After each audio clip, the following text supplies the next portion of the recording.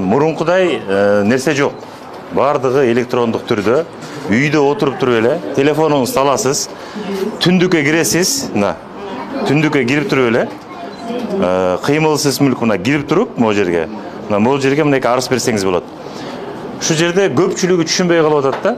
Мисалы үчүн арыз бергенде булар заявка берет да. Допустим, бүгүн 25-жылы 11-июнь болгон болсо, мен түшүндүрүп коеюн.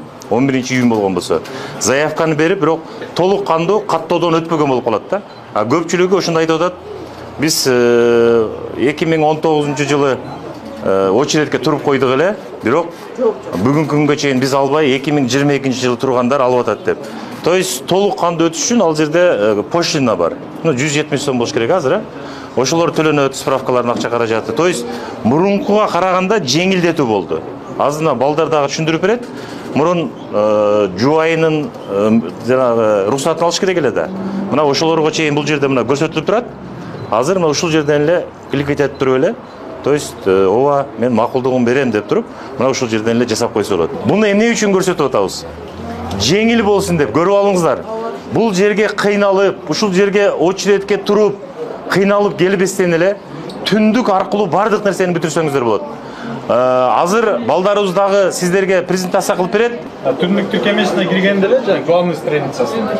Бул жерде өзүңүздүн недвижимостьти, анан подача заявка деп турат. Онлайн.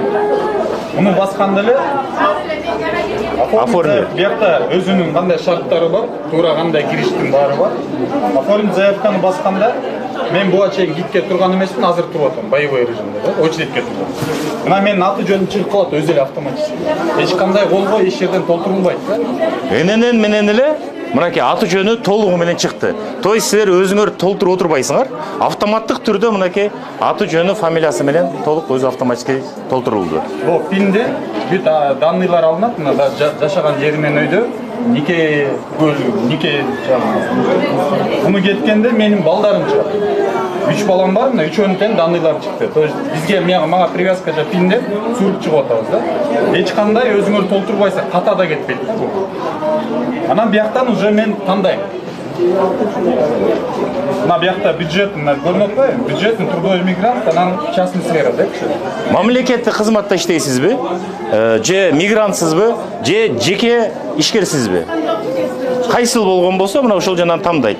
Мына мен бюджетте иштейм, мамлекетте иштейм. Анан бияктан өзүмдүн согласияларымды берем. Ар бирөөнө галочка коебуз дагы, дальше кет. Бияктан тилди тандайм. Кыргызча же орусча? Андан ары кеттик, анан биякта мен жа мамлекетте иштейм деп коем, каякта иштедим ошондой. Кызматта азыр как раз ушул бүт оцифровкага жасап аткан, бүгүнкү күндөгү бүт электрондук өткөрүп аткан мына ошол мамлекеттик ишкана бар, кызмат деген. Бияктан мына менин должностьтим эмне болуп иштейм да, ошол бүт көрсөтөбүз. Бияктан Кыргызстанды тандайбыз. Бияктан кайсы жерде? Бишкекте. Бишкек деп жазабыз. Бишкек шаар деп чыгып калды. Андан ары дальше кетебиз. Дальше кеткенде бияктан уже кредитный продукт. Бул жерде бөлүнгөн 50% взносу менен 4% 8 ушундай. Ар биринин өзүнүн мынакей доступный ипотека, льготный ипотека, социальный ипотека мынакей баардыгы көрсөтүлүп турат да. Мына ошону тандайсыз. Мен бюджетник болгондон кийин мына монусун тандайм. Льготный. Анан биякка пароль жазам. Өзүмө киргенге. Порталга. Эки окшош болуш керек, дал келиш керек. Дал келбесе өткөзбөйт да. Мына мен заявка. Өзүм да бир сыйра текшеребиз. Бирок биякта текшергенде бүт данныйлар. Телефонун даже түндүктөн алынат да. Жа түндүккө регистрацияланган телефонунда жазасыңар да. Анан электрондук поштадан жазабыз. Ошонун баары чыгат. Бир сыйра карап коебуз бунун баары. Мына балдарым, келинчегим бүт баары чыкты. Жумуш иштеген жерим. Анан кредитный продукт жана кайсыны тандадым? Бюджетный. Оформить заявку. Бул менин келинчегимен рухсат алыш керек. Мурун бүт ручной болчу да, билесиздер. Азыр мынакей келинчегинен рухсат алып атат. Келинчегин телефонун өзү эле уведомление келип түшүп калат түндүгүнө. Азыр келинчек бүтүп аткан, жантан бери даярдап атабыз. Азыр бул сатын берсе эле бүттү кетти. Бүттү мына. Келинчек бул сатын берди. Бүттү, биз өттүк. Стоимость услуги 880 сом болду. кайсы кошелек менен төлөсөк болот.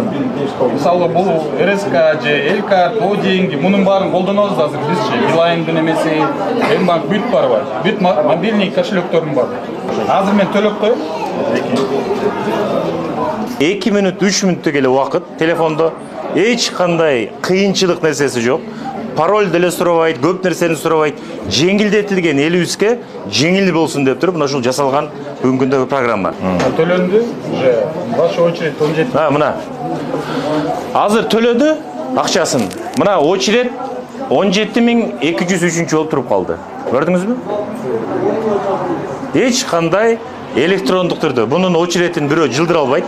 Өзүндө уже сакталуу түндүктө эч кандай баягы күмөн саноонун дегендин бул жерде кереги жок да.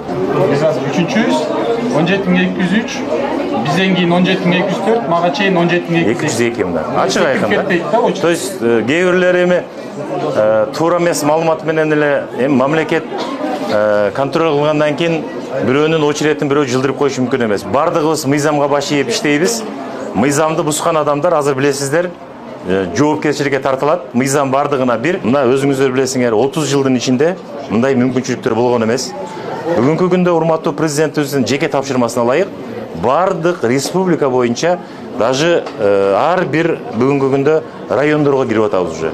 Мына ушул үйлөр салынып, ушул сиздерге мына жарандарыбыз урматтуу президентибиздин 2024-жылы курултайда сүйлөгөн сөзү бар, билесиздер. Ушул жерде мынакей акыркы 5 жылда 30-жылга чейин ар бир жараныбыз мынакей үйлүү болот деген. Мына ошого баратабыз.